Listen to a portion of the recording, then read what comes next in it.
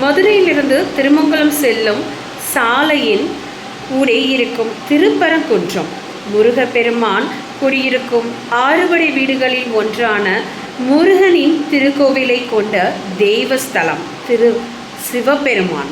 பார்வதியின் தெய்வ மகன் முருகன் தேவேந்திரன் மகளாக தெய்வானியை கைப்பிடித்தது இந்த ஸ்தலத்தில்தான். குன்றிருக்கும் இடங்களில் எல்லாம் குடியிருக்கும் குமரன். திருப்பரங்குன்றம் என்ற பெயரிலே குன்றை கொண்டிருக்கும் இந்த ஸ்தலத்தில் குன்றில் குடியிருக்காமல் மலை அடிவாரத்திலேயே கோவில் கொண்டது ஏன்? இந்த ஸ்தலம் அவர் தெய்வானியை திருமணம் செய்து கொண்ட ஸ்தலம்.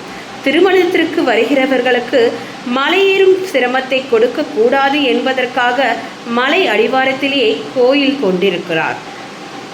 6 படை வீடுகளில் ஒன்றான இந்த திருப்பரங்குன்றத்தின் அருகில் இருக்கும் மதுரை மாநகரில் உள்ள மதுரை மெடிக்கல் காலேஜில் வருடம் நூற்றுக்கணக்கான டாக்டர்கள் படிப்பை முடித்து கல்லூரியிலிருந்து வெளியேறுவார்கள்.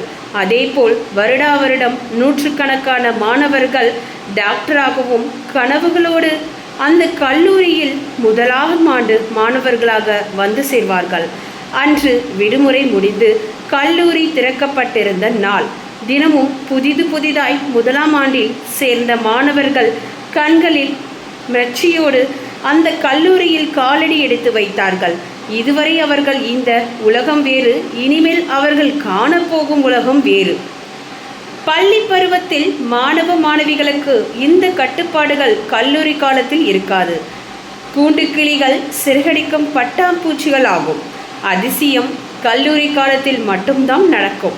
எத்தனையோ நிகழ்வுகள், நடப்புகள், உறவுகள், பிரிவுகள் இந்த கல்லூரி காலத்தில் நடக்கும். நண்பன் பகைவனாவதும் பகைவன் நண்பனாவதும் இந்த கல்லூரி காலத்தில் மிகவும் சகஜமான நடைபெறும் விஷயம். பெற்றோர்களின் பாதுகாப்பு எனப்படும் கூட்டிலிருந்து விடுபட்டு பிள்ளைகள் தனிச்சையாக பறக்க துடிப்பதும் இந்த கல்லூரி காலத்தில்தான் நடக்கும். நேற்று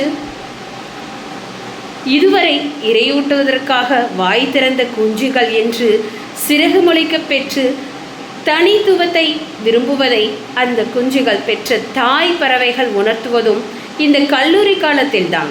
பள்ளி, வீடு 2ஐ தவிர வேறு எந்த சிந்தனையும் இல்லாமல் கண்கள் மறைக்கப்பட்ட குதிரைகள் போல ஓடிக்கொண்டிருந்த சின்னஞ்சிறு சிசுகள் புதிய சிந்தனைகள், புதிய நோக்கு, புதிய குறிக்கோள்கள் என்று பரந்த சிந்தனையுடன் வெளியுலகத்தை தரிசிக்க ஆரம்பிப்பதும் இந்த கல்லூரி காலத்தில்தான்.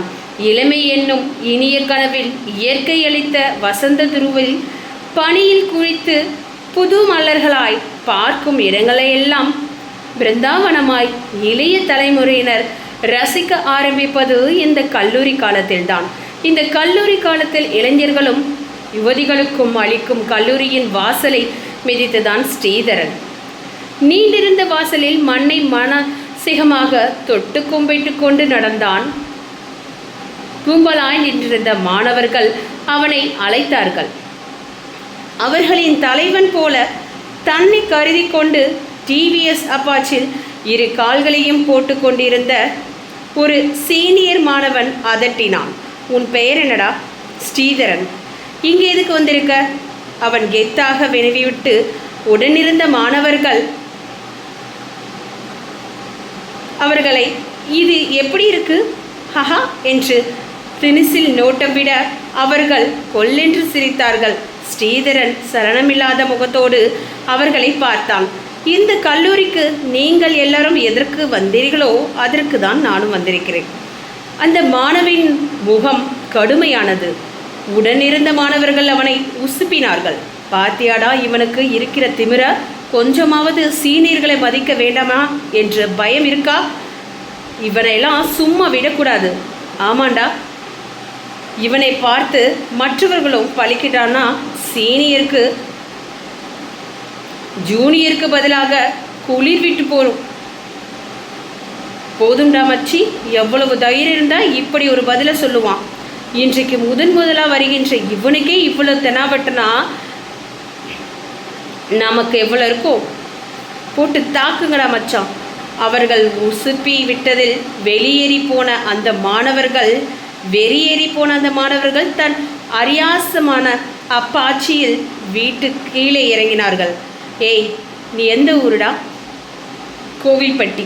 இது என்ன ஊர் தெரியுமில்ல? மதுரை. வார்த்தைக்கு வார்த்தை எதிர் வார்த்தை பேசுகிற. நீங்கள் கேட்டதுக்கு தானே பதில் சொல்கிறேன் சீனியர்.